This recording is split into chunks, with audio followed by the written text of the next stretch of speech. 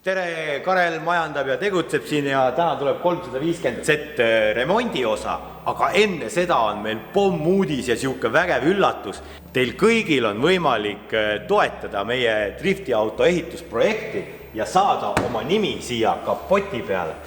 Et kui te tahate teada, kuidas see kõik on võimalik, siis siin all on olemas link. Minge vaadake sinna linki, et see on nagu boonus, täna on 2 videot avalikustub ühel ajal.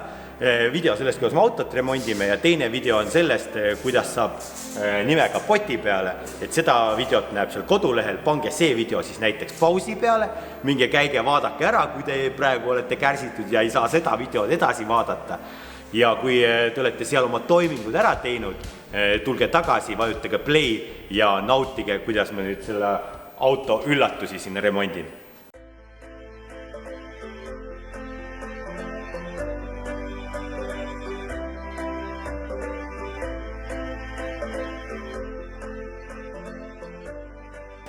Et olen selle auto siin vaikselt siin Forsi remondi töökotta sisse smuugeldanud, et keegi saa arugi, et tegelikult ma arvan, et siia tuleks panna see Audi rõngad peale märgi asemele ja siis põhimõtteliselt on ta peaaegu nagu Audi TT ja ega keegi väga aru ei saagi, üks muna need kõik vaata.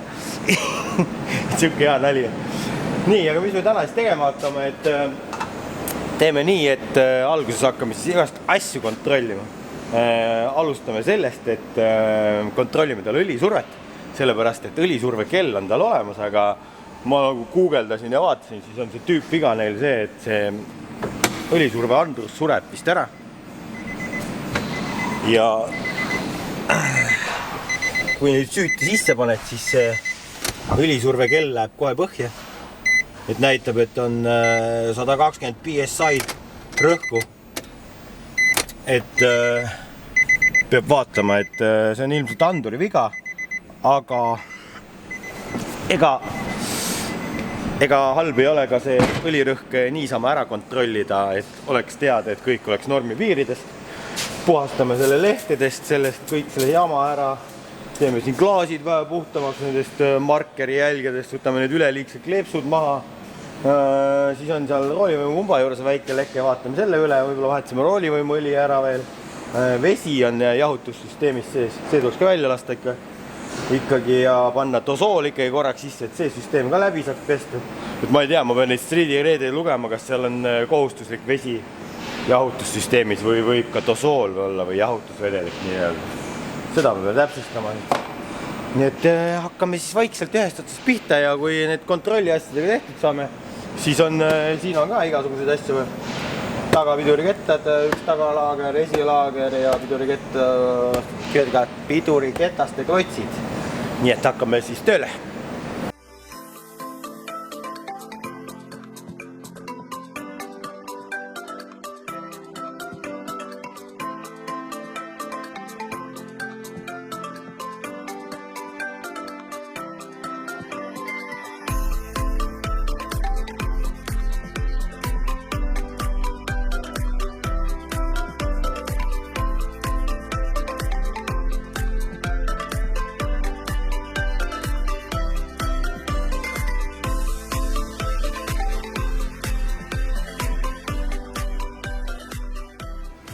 No nii, vähemalt on head uudised õlisurve poole pealt, et õlisurve on kõik ilusti olemas, on normis. Et ette antud on 2000 pöörde juures 3 barri ja oli 3,5. Ventilaatorid hakkasid ka tööle, vähemalt üks hakkas. Et ma ei tea, kas siin on neid 2 tükki. Et kas need on nagu two stage. Et algus läheb üks tööle ja kui on suuremat jahutust vaja, siis läheb teine ka tööle. Selle kohta peab jälle guugeldama, et seda peast ei tea. Pole Nissani mees, rohkem siuke vaakgrupi mees on. Selle õlisurve anduriga on ka siis, et see andur ise ongi metsas. See on siuke 3 pinniga andur, käib siit samast filtri kõrval. Et siis tuleb uus andur otsida, et siis saab selle salongist selle kellaga tööle. Ja kui siukest asja teha, siis on hea kontrollida ka, et kas see punane õlikann läheb seal armatuurist põlema. Et ikka töötaks, et kõik juhtmed oleks korras, et see läheks ka põlema nii nagu peab. Et selle õlituspoolega on korras, see on väga tähtis osa, kui pole õlitust, pole ka mootorit. et ma panengi nüüd õli jooksma ja ma võtan lisaks selle väikse karteri põhja ka siit alt ära veel. Et siin paistab ka, et see silikooni äär on vist natuke välja imitsenud. Et vahetame juba selle hermeetiku ka siin vahel ära ja siis saab asi hea jälle ja siis lähme töödega edasi. Endal autol on nii suur mootor, aga filter on siuke pisike nagu beebi omane. Ma näitan sulle uutne. No kuidas saab nii väike filter olla? On ikka jaapanlased, ise ka pisikesed. Pisikese filtri teinud. Väga veider. Vaakgrupiga oled harjunud, seal on ikka normaalselt kolakad, suured filtrid. Aga õli on isegi ilus puhas, aga niisuguse imeliku lõhnaga. Sellepärast tuleb õli ära vahetada, me ei tea ju, mis asi siin üldse sees on ja kuna seda viimati vahetati ja mis iganes.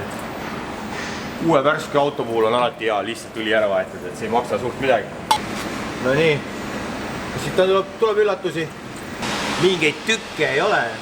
See on jah, siukest kondentsi moodi asja on natuke põhja ladestunud. Ainult head uudised ja veel vaadates seda mootorit siit seestpoolt, siis see näeb ilus, kena, puhas välja. Et vähemalt see LED-mees, kes omas seda autot, põhjavalgustuse mees, on ilusti õli vahetanud ja eelmised omanikud ka. Et sellega ei ole vähemalt probleeme, et õli ei oleks vahetatud. Et nende sportautodega kipub nii olema, et inimesed hoolitsevad nende eest hästi. Jah, mul läks ka näed tuju paremaks kohe. Karteri põhja silikoon tuleb panna ilusti puhastatud puhta pinna peale ka. Ühtlaselt laiali, et tekiks siuke hea kontakt kahe metalli vahel. Et täna on juba enamus autod on kõik silikooniga, vanasti olid papitihendid ja metallitihendid, igast asjad.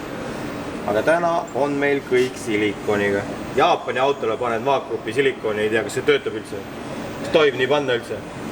No eks me saame teada. Teotavasti ta lekkima ei hakka. Ja hea on muidugi veel näpuga see silikon ilusti laiali ajada ühtlaselt, et ei tekiks mingisuguseid kohti. Et osad karteri põhjad võivad olla siukse kujuga, et on väike nagu nõgusus vahel seal põhjal ja siis see täpselt see silikon muidugi sinna ei ulatu, see on nagu Murphy seadus ja siis ta hakkab sealt vahelt lekkima. Et tuleb panna siuke õhuke kiht ka, et seda ei tohi nagu ülemäära palju panna, et ta pressib selle muidu siia sissepoole karteri põhja sisse ja see tükk võib lahti tulla ja siis võib nii juhtuda, et see tükk läheb õlivõtturi ette ja siis ei ole õlivoolavust piisavalt hea. Et pigem nagu väljapoole ta nagu rohkem panna ja siis ta surub selle välja ja niimoodi sissepoole jääb siuke hea rant. Püssi paneme taskusse, valmis. Ja siis tuleb siit ka vaadata, et siin ei oleks mingit neid õlitilkasid või trippe siia tulnud siia selle silikoni tihendi peale. Näed, siin on üks olemas, siukest asja ei tohi lasta jätta. Et see tuleb ära püükida. Muidu see jääb silikoni vahele ja siis see ilusti ei hermetiseeri ära seda asja, hakkab lekkima jälle. Pane nii pidi vaata, mis juhtub. Üllatus number 1. Et siin on ta soolitoru ja siit vahelt lekkis natuke imitses, et see toru käib siin niimoodi peal. Ma mõtlesin, et äkki siin on lihtsalt roostet vahel ja sellepärast imitseb. Aga ei, jumala ära mädanenud kõik. Valgus siit lastud, paistab läbi kõike. Et vesi on oma töö teinud, ma ei tea, seespoolt ja väljaspoolt. Aga pole hullu. Proovime selle siin kokku keevitada, vaatame, kas õnnestub või ei õnnestu. Kui ei õnnestu, on vaja uut toru. Kaotada pole midagi. No nagu kogemused on näidanud, et minu keevitus, see kvaliteet väliselt ei ole kõige ilusam, aga siin on tähtis, et ta lihtsalt vett kinni hoiaks. Et normaalselt mügarriku keevitasin siia. Aga tundub, et läks ilusti läbi ja ma nüüd lihvin selle siit puhtaks ja tuleb see vedelik sisse panna ja ka muud moodi teada ei saa, kas peab või ei pea. Kui ei pea, siis tuleb uuesti proovida ja kui siis ka ei saa hakkama, no siis tuleb üldiselt uus toru osta. Mis seal ikka, noh? Nii, paneme värske 10V60 õli sisse. Tootja sildi peab kinni katma, et ei ole sponsort. Aga võiks olla, kurat, ma olen mööda selle pärast. Et õli kulub nendel meestel, kes õli vahetavad. Et siis ka kestavad mootorid kauem, nagu ma korduvalt olen rääkinud. Ei väsi rõhutamast. Roolivõimu õli läheb ka. See on tegelikult automaatkäigukasti oma Textron 3. et see oli ka mingi imelik vedel kollus siin sees, et selle vahetame ka ära, siis on peaaegu kõik vedelikud uued. Käigukasti õli ja difriõli oleks sul vaja ära vahetada, siis on nagu kõik täis hooldus tehtud hooaja alguseks. Striidipillega ühe korra ongi vaja hooldada, rohkem pole vaja. Näed, kõik vedelikud on sees, mootor tiksub täitsa ilusti, täitsa vaikselt käib, puhtalt. Tundub, et see keevitatud osaga sai ka hea, et me siin kontrollisime, lasime siin survet sisse enne, kui me dosooli panime. Juba lõdvik on soe, välja ei tule. See oleks hea üllatus raja peal olnud, kui oleks seda näppinud. Et see oleks põhimõtteliselt siit kõik dosooli välja visanud, mingi esimese 2 ringiga, ma arvan, et oleks kõik olnud. Selle jaoks tulebki hoolikalt autoteene üle käia, et ei tekiks üllatusi või siis nende üllatuste tekkeohte viia minimaalseks nii-öelda.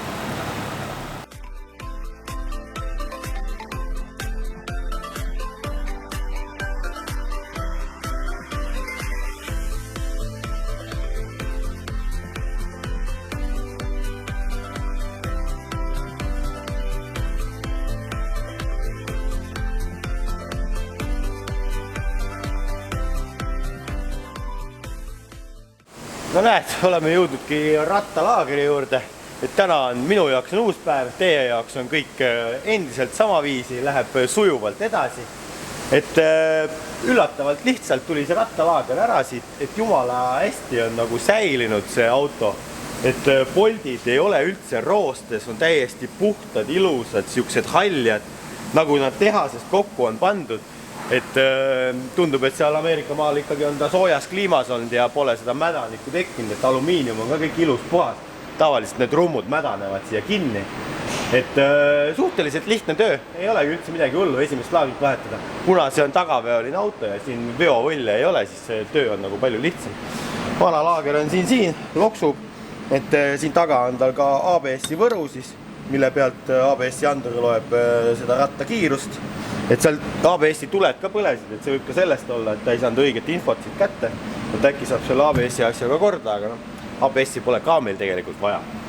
Ja siis on need kettad siin, mis on aukudega ja soontega, et need on seismisest on siukseks koledaks läinud, aga tegelikult see pind nagu väga hull ei olegi. Et siit poolt on isegi parem seis.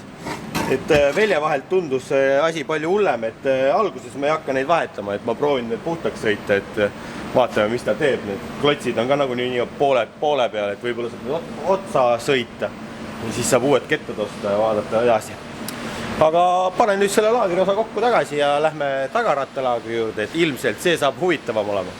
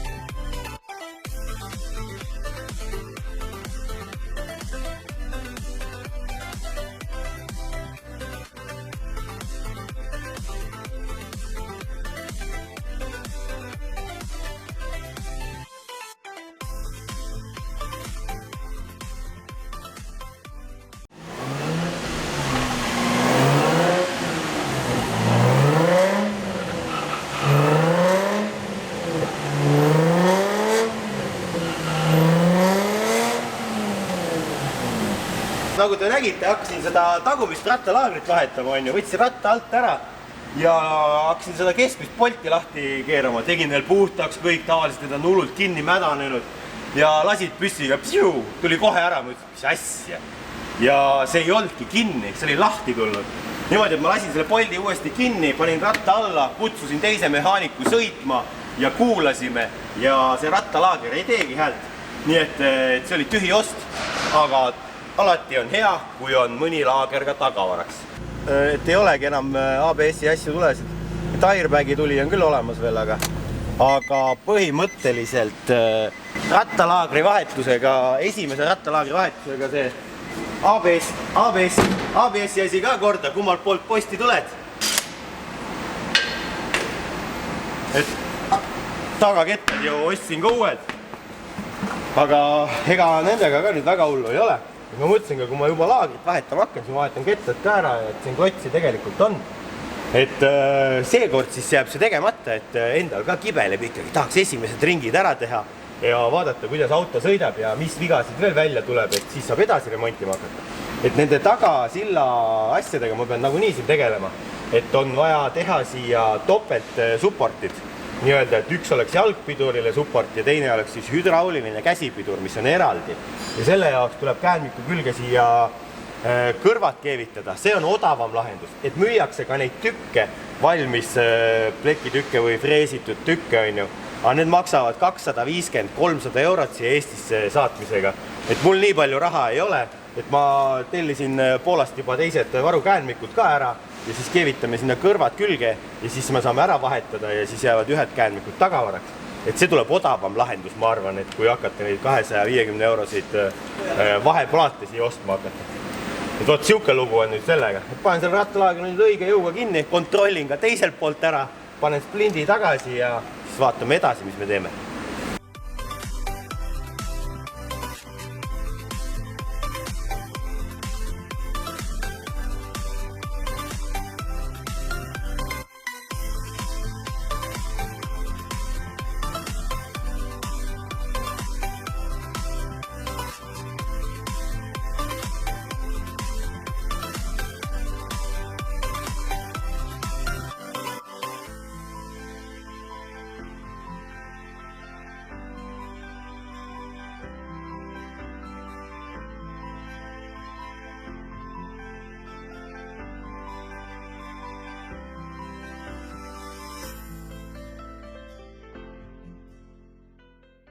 Jõudsime oma kontrolliga nüüd nii kaugele, et käigukastis vaatasin, õlitase on korras.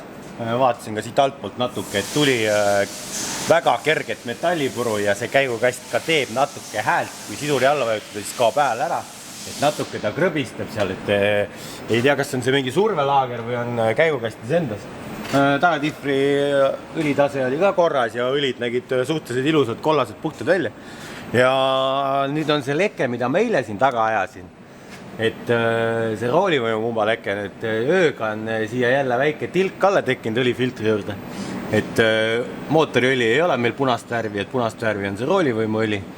Et ma vaatasin sealt pumba korpuse kaane tagant ikkagi seda kuskilke natuke seda õli imitseb välja seismisega. Et ma arvan, et ma võtan selle roolivõimupumba maha ja vaatan, kas seal on sellel pumba kaanel on mingi tihend või on seal käib silikon, et saab äkki midagi teha sellega. Et uut pumpa kohe võtta ei ole kuskilki, et need olid päris krõbeda hinnaga ka. Äkki saab vana korda teha.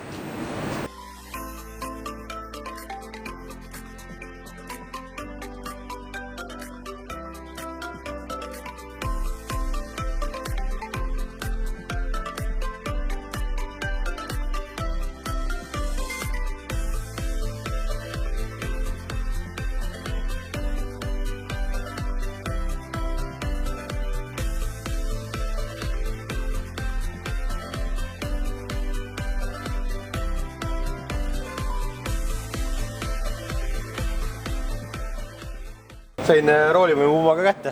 Jälle väga keeruliselt ei olnud, et Jaapani autosid tundub, et palju lihtsam remontida kui vaakgrupi omasid esmapilgul.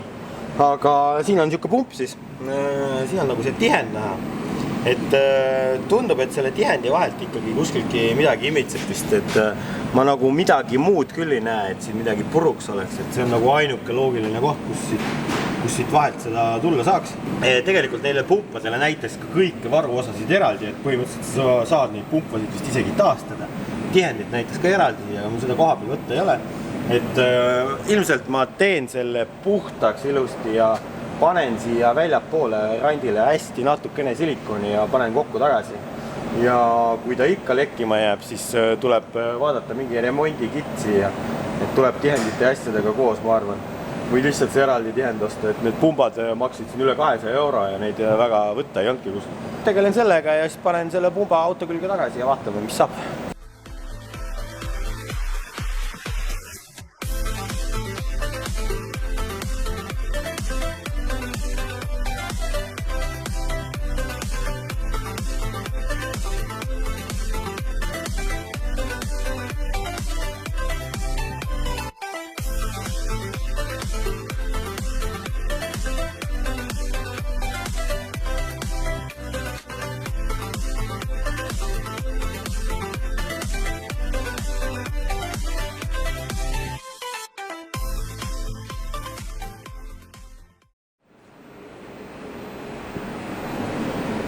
no näed, nii juhtub. Et nägite just, et panin pumba peale tagasi on ju ja panin kõik vedelikud sisse ja panin käima ja hakkasin kontrollima ja no näed, kurat, ikka lekib. Et päris elu on keerulisem ja mis ma nüüd siis välja mõtlesin ja mis ma leidsin siit, et tegelikult on nii, et siin korpuse sees, ma ei tea, kui hästi see kaamera nüüd fokusseerib, siin selle koha peal on väike mõrake. Ja see on sellest tulnud, et ta on saanud esiotsa paugu ilmselt kunagi ja ta on löönud selle pumba on sisse poole löönud, et see pumba ratas liigub siin edasi-tagasi. Ja siin oli väike see mumm püsti ja ta on lihtsalt siia korpusesse väikse mõra sisse löönud. Et kui me selle pumba paneme niimoodi, siis on näha, et mingi aja peale hakkab siit väikse tühi välja immitsema. Siit vahelt tuleb kuskilgi. Aga noh, selle vastu on ka meil siin rohtu, et ma 2 sotis pumpa ikka uut ostma ei hakka. Et teen siit pinna ilusti puhtaks, karedaks, pesen ära ja siia saab panna, vedelmetalli saab panna siia niimoodi peale, et ta välja jooks. Siin suurt survet õnneks siin taga selles osas vist ei ole, et ta nagu ei jookse, vaid ta hakkab mingi aja peale lihtsalt immitsema ja siis tekivad tilgad all.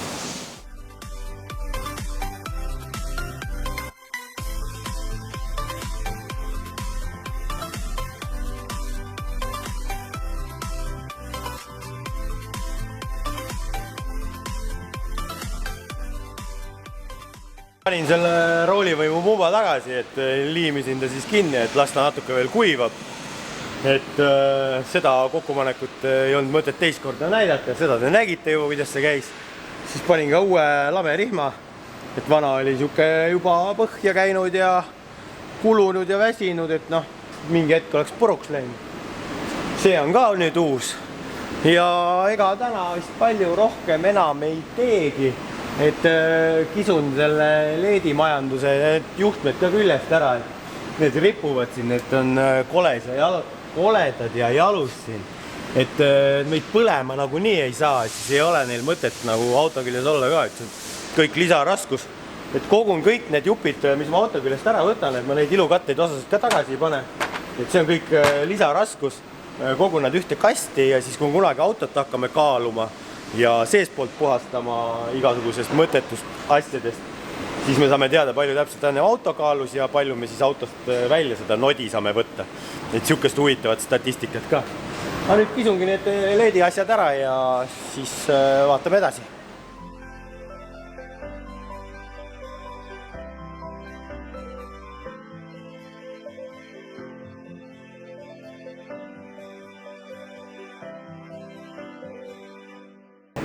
Ja täna vist tehnilise poolega ongi siit kõik. Kui me pidulikult lüüa selle kapoti kinni, see ei lähe ju kinni.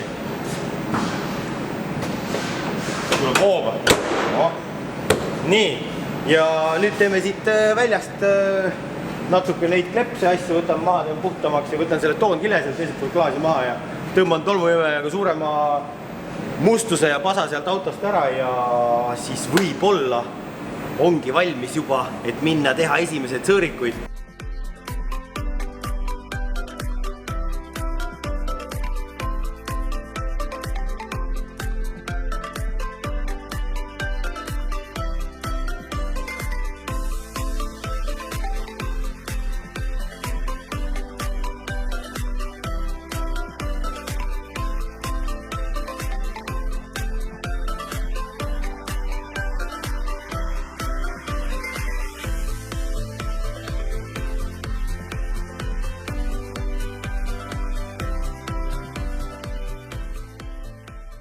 No nii, auto sai enam-vähem suuremast sodist puhtaks ka.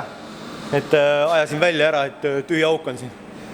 Et selline sai siis remondi ja hooldusvideo auto tehnilise poole ülevaatamine ja korda seadmine, et oleks võimalik taga raja peal sõita siis esimesed ringid. Eks seal tuleb ka kindlasti veel mõni üllatus välja. Et siin praegu driftiga seonduvat asja väga ei oldki, et siuke täiesti tavaline autoremont põhimõtteliselt, aga ainult Nissan ja sain oma tööriista kapist kasutada siukseid võtmed, mida ma kunagi kasutanud ei ole. 12 ja 14 ja mingid siuksed imelikud 21 ja 17, 17 on tavaline, seda on Vaagil ka.